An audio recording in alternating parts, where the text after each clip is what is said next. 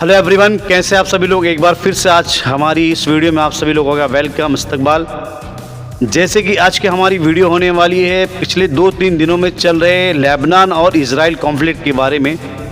जो एक छोटा सा पेजर, सोलार पैनल, टीवी और एसी, ऐसी इलेक्ट्रॉनिक चीज़ें जो कि किसी स्पेशल प्रोग्रामिंग के हिसाब से चलती हैं, या ऐसी चीज़ें जो रेडियो फ्रिक्वेंसी के ज़रिए चलती हैं, उससे आज किस तरीके से पूरे लेबनान में एकदम से तबाही मची हुई है, एकदम हलचल मची हुई है। लोग इलेक्ट्रॉनिक चीज़ों को यूज़ करने से भी डर रहे हैं, लोग उससे दूरी बना रहे हैं। क्यों कि इसके पीछे एक बहुत बड़ी वजह है जो कि 2 दिन पहले लेबनान में हुई।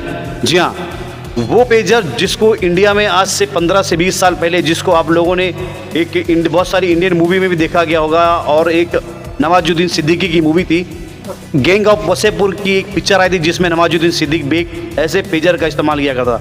वही पेजर जिसमें नेटवर्क का लोकेशन कभी भी नहीं कोई पकड़ सकता। क्यों? क्योंकि वो रेडियो फ्रीक्वेंसी के ऊपर चलने वाला एक ऐसा अनोखा डिवाइस है जिसके जरिए कम्युनिकेशन तो नहीं की जा सकती, हाँ, लेकिन उसको मैसेज के जरिए ज़रूर आप बातचीत कर सकते हैं। लेकिन उसका जो रडार है, उसकी जो लोकेशन है, वो कभी आप पता नहीं कर सकते। क्या ऐसा हुआ जिसकी वजह से फ्रूट मार्केट में ठेले पे लगाने वाले की जेब में ब्लास्ट होता है और मार्केट में घूमने वाले कुछ लोगों की जेब में ब्लास्ट होता है, या ऐसा सोलार पैनल, टीवी और जो इलेक्ट्रॉनिक डिवाइस है उससे लोग इतना खौफजदा में आ गए जिसकी वजह से पूरे लेबनान में एकदम, आप लोगों ने सुना होगा, बहुत सारी पिक्चरों में भी देखा होगा पेजर। वही पेजर, जी हाँ, हम वही पेजर की बात कर रहे हैं जिसको आज से 15 से 20 साल पहले हिंदुस्तान में भी इस्तेमाल किया जाता था एक कम्युनिकेशन, एक मैसेज के भेजने के लिए, एक संदेश भेजने के लिए।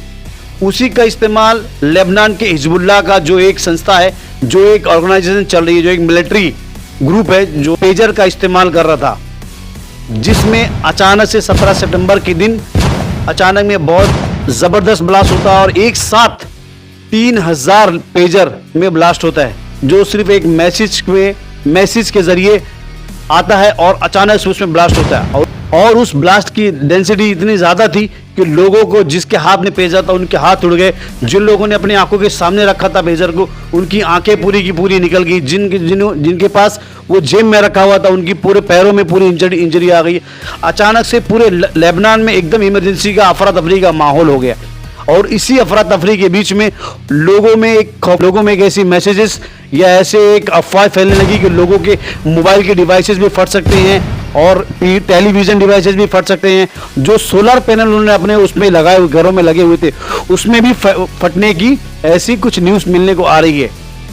जैसे ही अमेरिका को मालूम पड़ा कि ऐसी न्यूज़ लेबनान से आई है, उसने फौरन अपनी प्रतिक्रिया देते हुए इस बारे में कहा कि इसमें उसका कोई भी रोल नहीं है। वो भी इस न्यूज़ से और इस जो समाचार है उससे एकदम पूरा अमेरिका खुद ब खुद बौखला गया।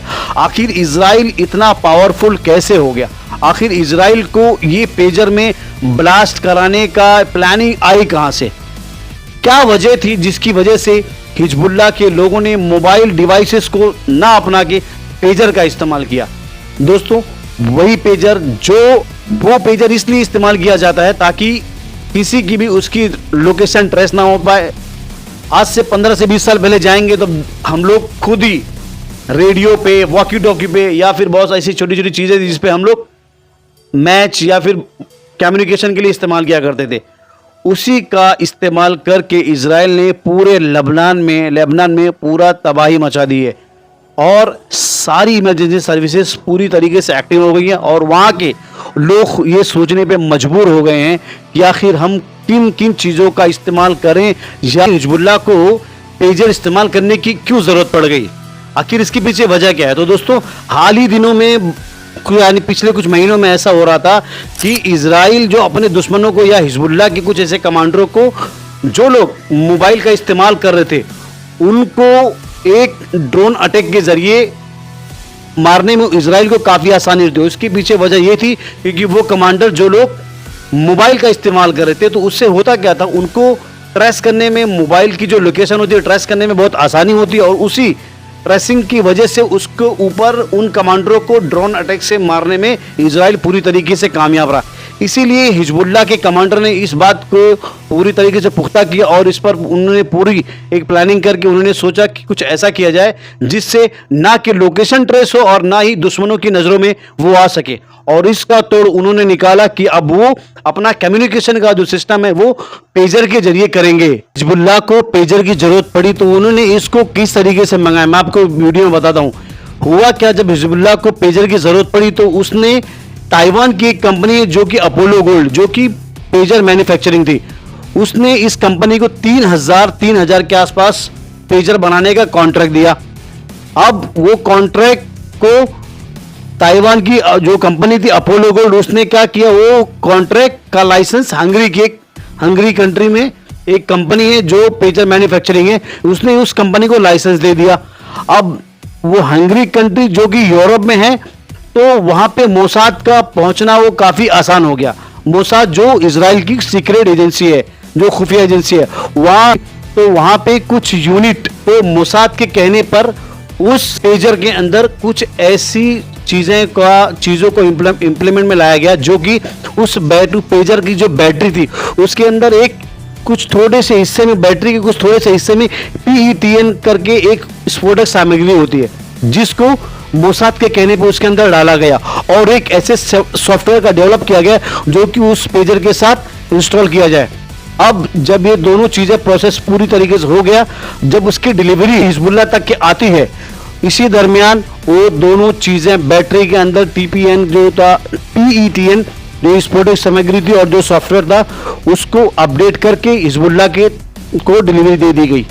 अब क्या होता है, जब हिजबुल्लाह को पूरे 3000 पेजर की डिलीवरी मिलती है तो वो अपने चुनिंदा और अपने खास कमांडरों को वो पेजर की हिजबुल्लाह अपने खास कमांडरों को वो पेजर उनको दे देता है ताकि कम्युनिकेशन करने के लिए अब वो लोग इस पेजर का इस्तेमाल करें, जिसके अंदर PETN एक विस्फोटक सामग्री और वो सॉफ्टवेयर इंस्टॉल कर दिया गया था जो एक हीटिंग की वजह से विस्फोट हो जाता। वो PETN इतना खतरनाक होता है कि महज 30 ग्राम का वो PETN विस्फोटक सामग्री अगर जो फट जाए तो एक इंसान के परखच्चे उड़ाने के लिए वो काफी होता है। आप लोगों ने अभी तक इस वीडियो में जान ही चुके होंगे कि आखिर ये पेजर अटैक हुआ कैसे और इसको किस तरीके से प्लानिंग किया गया और इसको फिर अंजाम किस तरीके से किया गया। लेकिन इसके बाद हो क्या रहा है पूरे लेबनान में, मैं आपको बताता हूँ। जो लोग जिनके घरों में टीवी, LCD, कंप्यूटर, मोबाइल, ये ऐसी चीज़ें जो ऑलमोस्ट सभी के घरों में हैं, सोलार पैनल, लोग अभी तो खबर ऐसी भी आ रही है जो लोग वॉकी टॉकी लिए उसमें भी ब्लास्ट हुआ, उसमें भी करीबन 20 से 22 लोग मारे जा चुके हैं। तो लोग ये सारी चीज़ों को इस्तेमाल करने में इतना ज़्यादा डरे हुए हैं कि लोगों को समझ में नहीं आ रहा है इन सारी चीज़ों का इस्तेमाल किया जाए कि ना किया जाए, जिसकी वजह से पूरे लेबनान में एक दहशत का माहौल बना हुआ है कि अब वो लोग इन सारी इलेक्ट्रॉनिक डिवाइसेस का इस्तेमाल करें कि ना करें। दोस्तों, वीडियो अच्छी लगी तो इसको लाइक करिएगा, सब्सक्राइब करिएगा और मैं आपको बताता चलूँ आने वाले टाइम में इजराइल और लेबनान में और किस तरीके से कॉन्फ्लिक्ट बढ़ने वाला है या बढ़ेगा या और कुछ इस पर कोई इससे जुड़ी हुई कोई खबर आती है तो हम अपने इस चैनल पे आपको आने वाले टाइम में वीडियो लेके आएंगे। तब तक के लिए हमारे चैनल पे रहिए, जुड़े रहिए और जो लोग नए लोग हैं हमारे चैनल को, उनसे रिक्वेस्ट है कि प्लीज़ इस चैनल को सब्सक्राइब कीजिए और लाइक कीजिए और अगर जो वीडियो अच्छी लगे तो उसे ज़्यादा से ज़्यादा लोगों में शेयर कीजिए। तब तक के लिए thank you for your watching. इसी तरीके की वीडियो के लिए आप हमारे चैनल के साथ जुड़े रहें।